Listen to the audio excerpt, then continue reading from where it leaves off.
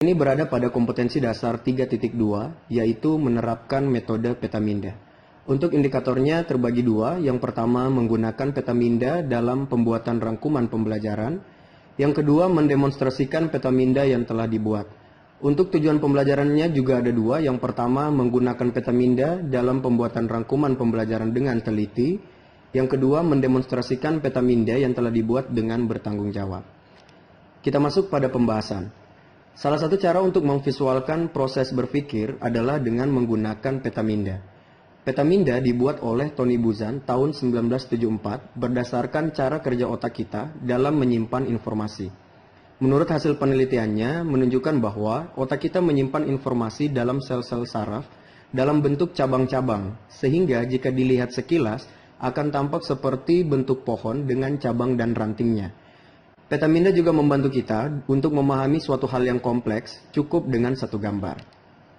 Menurut Buzan, metode Petaminda ini dapat bermanfaat untuk yang pertama merangsang bekerjanya otak kiri dan otak kanan secara sinergis. Yang kedua, membebaskan diri dari seluruh jeratan aturan ketika mengawali belajar. Yang ketiga, membantu seseorang mengalirkan gagasan tanpa sebuah hambatan. Yang keempat, membuat rencana atau kerangka cerita. Yang kelima, mengembangkan sebuah ide. Yang keenam, membuat perencanaan sasaran pribadi. Yang ketujuh, meringkas isi sebuah buku. Dan yang kedelapan, menyenangkan dan tentunya mudah untuk diingat. Untuk langkah-langkah membuat Petaminda, kurang lebih ada 5 langkah.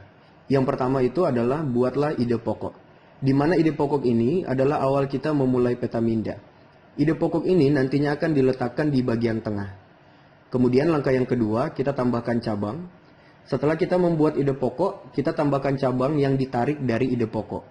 Nah, cabang ini dibuat dalam bentuk melengkung. Kemudian langkah yang ketiga, kita tambahkan kata kunci. Tambahkan kata kunci pada setiap cabang yang sudah dibuat. Nantinya kata kunci ini akan mewakili pesan yang ingin disampaikan atau mewakili seluruh isi pembahasan dalam sebuah cabang tersebut. Yang keempat, berikan warna pada cabang. Tambahkan warna pada cabang dan pastikan warna di setiap cabang itu berbeda antara satu dengan yang lain untuk membedakan pembahasan. Dan yang terakhir, tambahkan gambar. Tambahkan juga gambar pada setiap cabang, di mana gambar ini berfungsi untuk mewakili kata-kata dalam sebuah pembahasan. Berikut ini adalah contoh Petaminda, di mana dalam contoh ini dibahas mengenai buah-buahan. Untuk ide pokoknya itu adalah fruit atau buah-buahan diletakkan di bagian tengah, di mana terdapat 5 cabang besar yang mewakili 5 pembahasan. Untuk pembahasan yang pertama ada pineapple atau nanas, pembahasan yang kedua ada orange atau jeruk, pembahasan yang ketiga ada apple, pembahasan yang keempat banana atau pisang, dan pembahasan yang kelima adalah cherry. Nah, jika kita perhatikan di setiap cabang ini, ya, sesuai dengan panduan langkah-langkah tadi, dibuat dengan warna yang berbeda. Tentunya ini untuk mewakili pembahasan dan membedakan masing-masing pembahasan.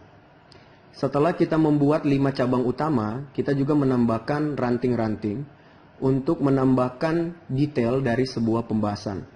Misalnya untuk nanas ini, kita tambahkan 3 ranting. Yang pertama itu ada cocktail, yang artinya bisa dibuat menjadi sebuah minuman, ya, yaitu cocktail. Kemudian memiliki ciri-ciri spiky atau berduri. Dan kemudian tropical, artinya dia banyak bertumbuh di pulau tropis. Kemudian untuk orange, ya, dibagi lagi menjadi 3 ranting. Yang pertama itu mengandung vitamin C, ya, artinya. Kemudian yang kedua citrus atau nama ilmiah, nama latin dari orange atau jeruk. Yang ketiga juga dapat dibuat menjadi jus. Nah, kemudian untuk pembahasan apel, ya, terbagi menjadi dokter. Kemudian ada Eve, Hawa, dan juga Pai.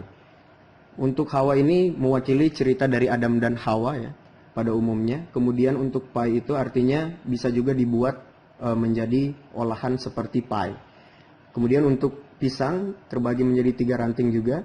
Yang pertama itu yellow atau kuning, artinya mewakili warna dari pisang itu sendiri. Kemudian ada Karibin, yang dimaksud di sini adalah banyak bertumbuh di pulau-pulau Karibin. Dan yang ketiga mengandung potasium. Nah, untuk pembahasan cherry juga ada 3 ranting. Yang pertama di sini ada blossom, kemudian stones, dan orchard. Untuk blossom ini artinya cherry itu bermekaran. Kemudian untuk stone di sini maksudnya adalah biji dari benih cherry. Kemudian orchard itu artinya dia tumbuh di sebuah perkebunan. Nah, dengan membuat sebuah peta minda seperti ini, sebuah pembahasan itu akan terasa lebih menarik, dan tentunya karena di sini kita banyak warna dan juga gambar, maka ini akan lebih mudah untuk diingat. Selain itu, cara seperti ini juga kita bisa terapkan pada pembahasan-pembahasan yang lain, ataupun permasalahan-permasalahan yang ingin kita pecahkan. Teknik ini juga bisa kita gunakan untuk menyimpan informasi. Misalnya kita ingin membuat sebuah ringkasan dari sebuah materi tertentu. Jadi kita bisa membuat dalam bentuk peta minda seperti ini untuk membantu mempermudah kita dalam menyimpan informasi dan untuk mengakses informasi itu. Sampai di sini dulu untuk pembahasan tentang peta minda. Terima kasih sudah menonton dan sampai jumpa pada video-video pembelajaran selanjutnya. Sekian dan terima kasih.